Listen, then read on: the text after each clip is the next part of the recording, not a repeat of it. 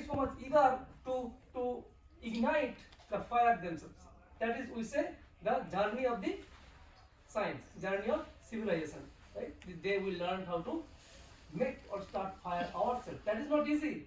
Do you think any of the animals in the world they know how to ignite the fire? They can start the fire? No. Although it's very trivial to you and me, but it is so complicated for the rest of the animal kingdom, they cannot do it. We can do it. Alright. How can I talk to it? And there's a nice information I found out. In America itself, in this country, more than 70,000 wildfires. And remember, that is the reported. Maybe there are a lot of wildfires which don't get reported, right? Because not everything gets reported. 70,000 per year. That is on the average wildfires in America. That means almost like 6,000 wildfires every month. That means 200 wildfires every day. Right now we are enjoying our class here. Maybe there is some wildfire going on somewhere in this country. 200 on the average wildfires per day, and that is not a matter of joke, right? But yeah, please go on. Most of the time, it is said that this 200 wildfires per day or 70,000 wildfires per year, that is not natural.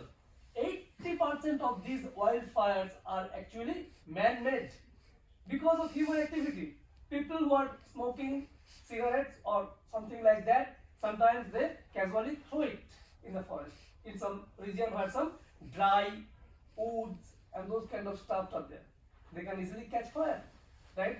People are throwing some hot car parts, some malfunctioning of the electric components which are breaking apart and falling in those kind of region where you have plenty of dry leaves and wood which can easily get fire. People are going for picnic inside the wood in the summer or any other time. Campfire, very nice, enjoying with friends, but they are forgetting to put off the fire. They are just moving away. From that, the fire is spreading. So just think about this. Because we are not so much careful, 80% of this wildfire is happening because of our carelessness. Now that is not good. I told you, if the wildfire is happening in the nature naturally, that is good for the ecosystem because yes, lot of debris will be cleaned up, lot of dry leaves and everything that is on the forest floor, they will be cleaned up. That is good because new plants, new trees can grow, and lot of plants, lot of animals also need lot more light, lot more access to soil. So they really need the forest floor to be clean. How can we do that very easily? By forest fire, by wildfire. At this time, you should remember, forest fire or wildfire does not mean it is only happening in the forest, big forest. It can happen in the grassland. You know grassland. You have seen that in National Geographic channel, Animal Planet channel. It can happen in savanna. What is the difference between grassland and savanna? Who can tell me? In the savanna, there are grasslands. There are a lot of grasses like as tall as me or more than me, right? 5 feet, 6 feet, or 4 feet, 3 feet. But there are also trees, scattered trees, okay? They might not have very big canopy, but there are trees. If you see a National Geographic channel, the lions are roaming around in the savanna, you'll see. Okay, there are trees here and there, but mostly it is grasslands. So anyway, so fire can happen in big forest, in savanna, in grassland, okay? Question would be, you can ask, how does the fire start naturally? We understand human beings can be useless, can be careless, and we know how to start fire. So yes, 80% of fire are starting by us. But in general, how can the fire start? Who can tell what it takes to ignite a fire? Lightning. Pardon me? Lightning. Lightning, definitely, naturally.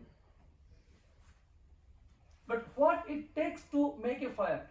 Right now, suppose there is a big debris of wood, dry wood, or suppose you want to do a campfire outside in the summer, okay?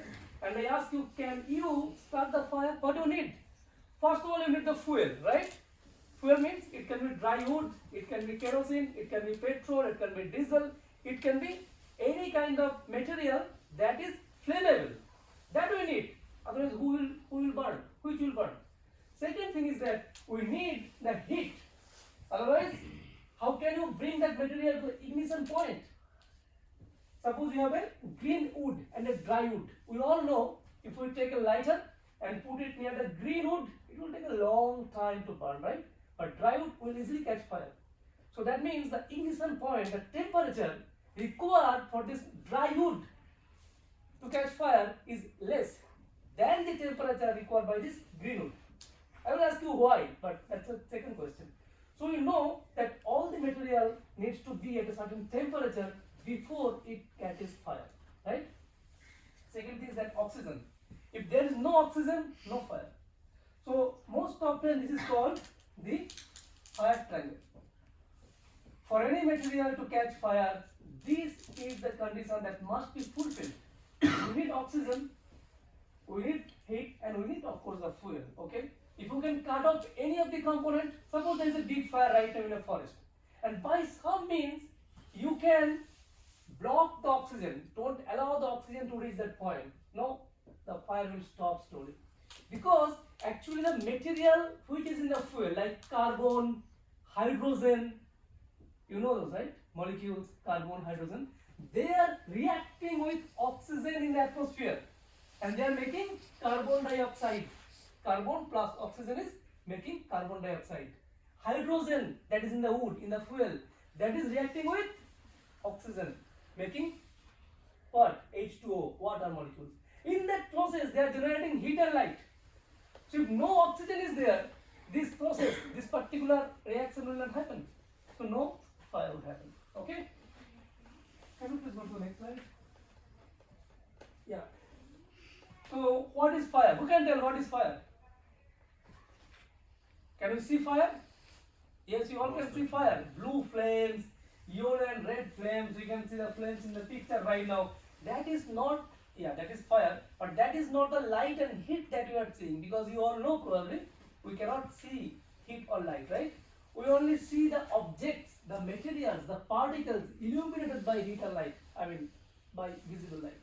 So here if I see that green, like yellow and red, it is because there are many different type of molecules and particles which are visible to us, not the heat and light itself. So how is the fire starting? Suppose this is a material which is flammable. We can ignite it. And this is the source of heat. We take a matchstick. Initially, the moment we hold it near this object, the molecules are coming off the surface because they are getting excited. The molecules which are bound to the material, they are like bound because they are all connected to all the atoms and molecules, right? The moment they get hit, they feel loose. They get loosened and they come here. Only when, and we call it gas. What is gas?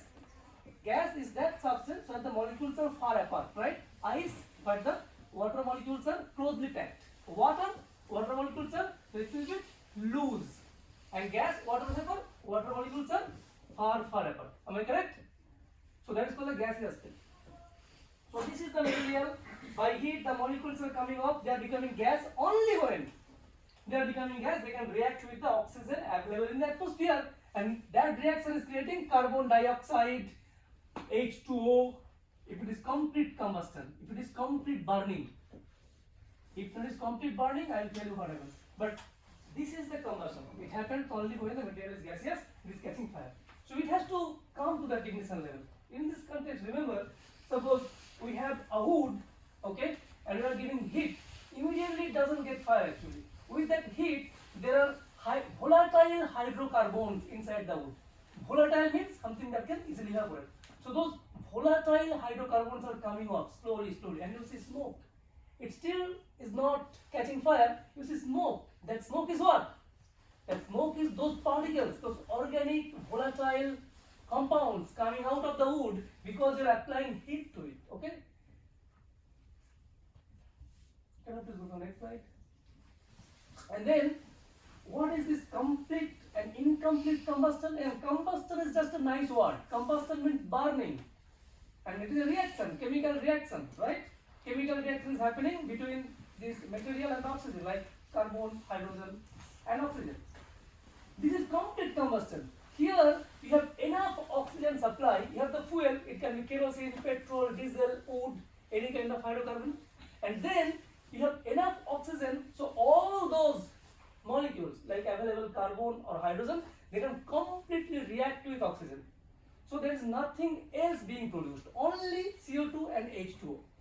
So when we have the CO2 and H2O, nothing else, we see blue flames because those particles and those molecules scatter all frequencies of light, like the sky is blue. Why?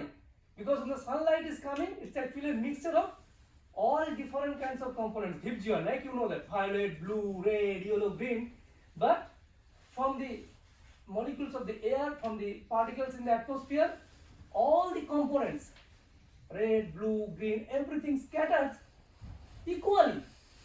So we see